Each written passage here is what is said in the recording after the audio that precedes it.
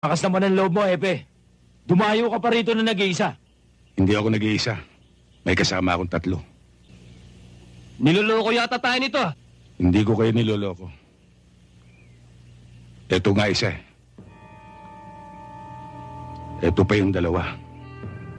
Bibigyan ko pa kayo ng pagkakataon. Ano? Kami pa bibigyan mo ng pagkakataon? Ibalik nyo lang ang ninyo. Para wala tayong problema. Anong problema? Ikaw ang may problema. Pumasok ka sa komunal. Baka hindi mo kami kilala. Kilala ko kayo. Kayo yung pangkat na sinuka ni Kariko. Dahil pang sarili lang ang lakad ninyo. Kinakasangkapan nyo lang inyong simulain para mangurakot, mangulumbat at pumatay ng tao ng walang dahilan. Ang daming pagsasat!